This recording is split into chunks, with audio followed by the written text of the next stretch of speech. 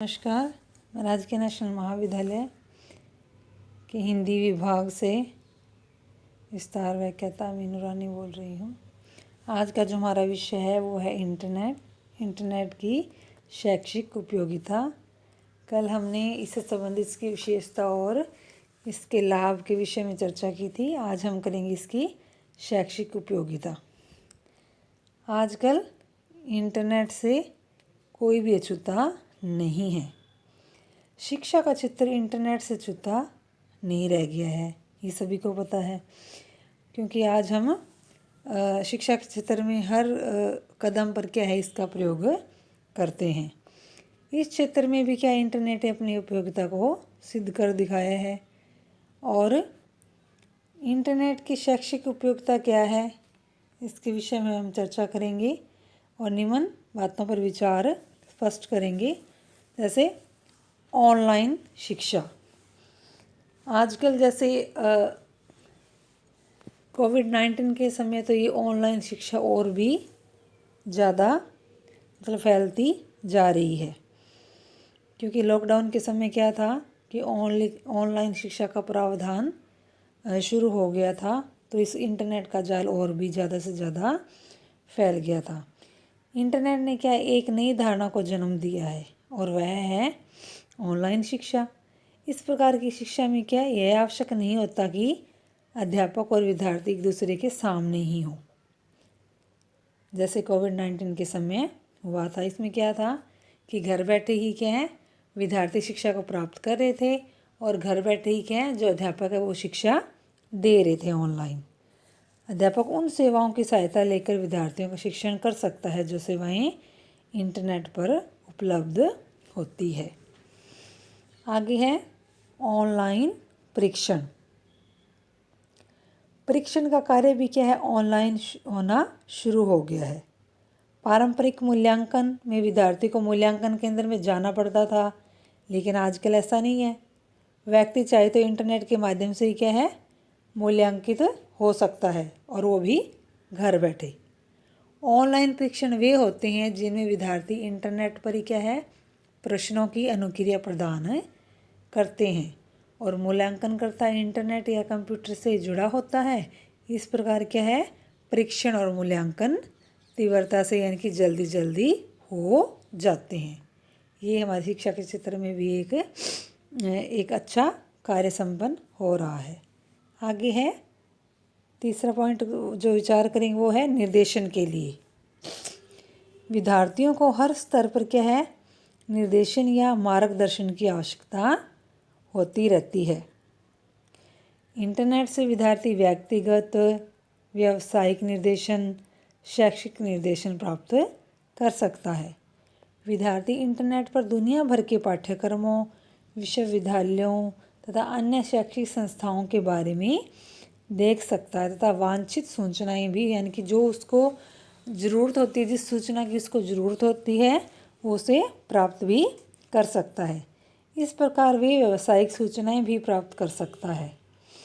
Internet पर क्या विद्यार्थी नौकरी के लिए रिक्त स्थानों के बारे में भी जानकारियाँ प्राप्त कर सकता है। आगे है विचारों का आदान प्रदान। अब इंटरनेट की सहायता से क्या है हम अपने विचारों का आदान प्रदान कर सकते हैं, किसी के साथ कर सकते हैं, अपने अध्यापक के साथ कर सकते हैं। कोई विद्यार्थी कोई कुछ पूछना चाहता है तो क्या इंटरनेट के माध्यम से अपने अध्यापक से वह विचार स्पष्ट कर सकता है और कोई भी समस्या का हल प्राप्त कर सकता है। ऐसे ब्लॉग लिख कर किया जाता है और वर्तमान में यह बहुत ही प्रचलित हो गया है। समान विचारों वाले लोगों के समूह बनाए जाते हैं। इन व्यक्तियों में क्या है परिचर्चा के क्या कुछ जो विषय वो साझा होते हैं और वो उस पर समस्याओं को हल करते हैं। वे किसी भी प्रकरण पर अपने विचार भेज सकते हैं किसी भी विषय पर, तथा अन्य सदस्य भी उसी विषय पर अपने विचार भेज सकता है। कोई भी सदस्य अपने नए विषय को कहीं से भी शुरू कर सकता है। आगे है जो आगे टॉपिक है वो है पुस्तकालयों को जोड़ना यानी कि लाइब्रेरीज आपस में जोड़ना। स्कूलों में तो क्या यह संभव नहीं होता कि वहाँ के जो लाइब्रेरी हैं या पुस्तकालय हैं में सभी प्रकार की पुस्तकें उपलब्ध हों, जबकि स्कूलों में पुस्तकालयों का होना भी अति आवश्यक है। लेकिन आजकल के जो आधुनिक स्कूल हैं उनमें बड़े बड़े पुस्तकालय मतलब स्थापित जो उस स्कूल के जो इंचार्ज वो कर भी रहे हैं। इस समस्या का समाधान भी क्या है, इंटरनेट से ही उपलब्ध कराता है। इंटरनेट ने क्या है, e library, digital books, e books, e journals और पुस्तकालयों का नेटवर्क आदि को जन्म दिया है, यानी कि नेटवर्क ऑफ लाइब्रेरीज। वर्तमान में स्कूल के पुस्तकालय को इंटरनेट से जोड़ दिया जाता है, तब विद्यार्थी इंटरनेट से जुड़े सभी पुस्तकालयों से जुड़ जाता है। यानी कि स्कूल है, यूनिवर्सिटी है, चाहे कॉलेजेस हों, सभी पुस्तकालयों क्या है, इंटरनेट से ही जोड़ा जाता है और विद्यार्थी उससे सीधे तौर से कांटेक्ट हो जाते हैं। और पुस्तकालयों में क्या है, जो पुस्तकें उनके ज़रूरत के हिसाब से, उनकी समस्याओं को हल करने के हिसाब से क्या है, वो उसका उपयोग लाभ उठा रहे हैं। आगे है दूर संचार, यानी कि दूर बैठे ही बातचीत करना।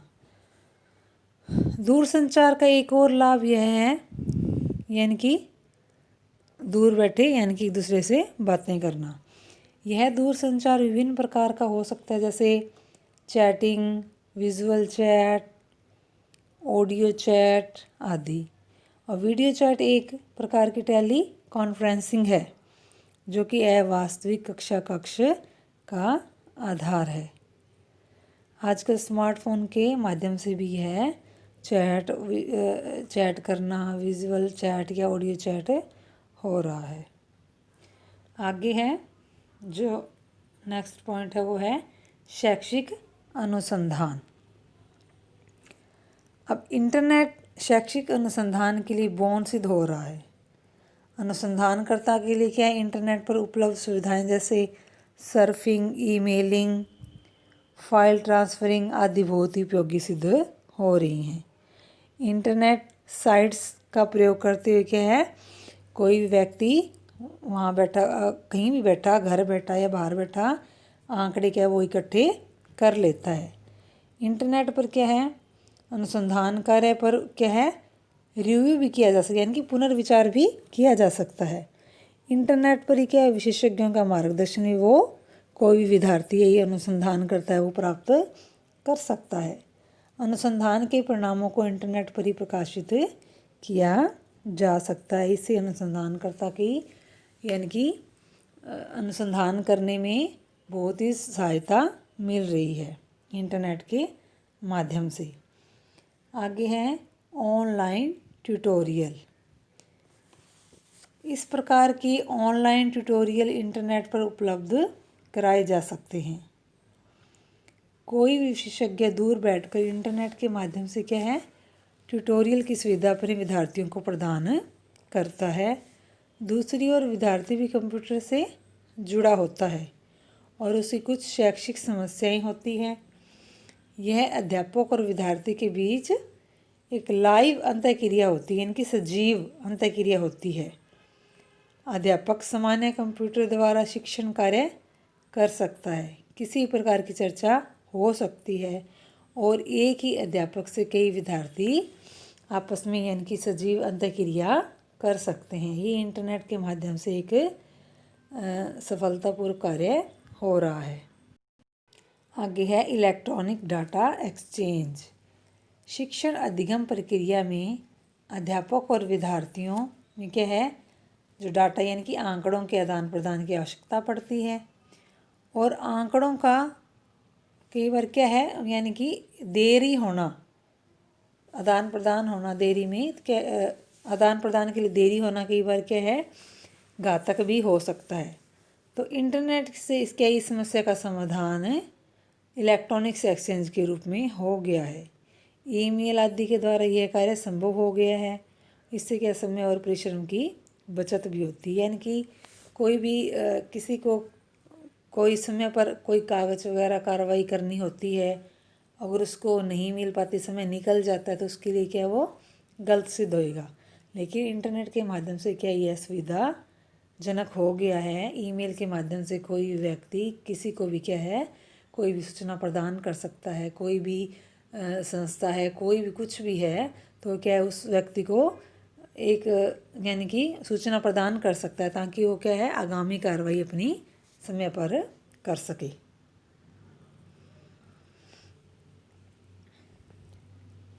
आगे है अवास्तविक कक्षाएं।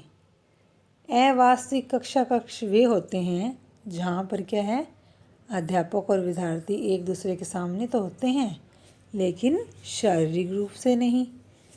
उनमें एक दूसरे के सामने होने का आभास होता रहता है और दोनों ओर से उन्हें भौतिक रूप से कक्ष का आभास रहता है तथा वे अपने कार्य करते रहते हैं। जैसे कोविड-19 के समय हो रहा है, और क्या है कोई भी यूनिवर्सिटी हैं, कॉलेज हैं, स्कूल हैं, वहाँ उनके जो स्टाफ मेंबर हैं वो क्या है ऑनलाइन बच्चों को शिक्षा दे रहे हैं। यानी कि अध्यापक सब बच्चों से जुड़ कर क्या है शिक्षा प्रदान कर रहा है, और क्या है वो बच्चे हैं, विद्यार्थी हैं, वो उस अध्यापक की क्या है द्वारा दी गई शिक्षा का लाभ पूर्णतया उठा रहे हैं।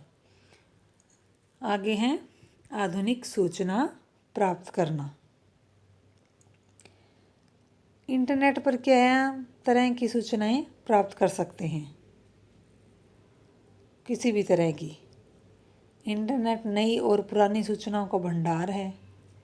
इससे क्या है हर प्रकार का व्यक्ति सूचनाएं प्राप्त कर सकता है, चाहे वो किसी भी क्षेत्र से जुड़ा हो, चाहे वो विद्यार्थी हो, डॉक्टर हो, वकील हो, अध्यापक हो, कोई भी दुकानदार हो, व्यापारी हो, व्यवसायी हो।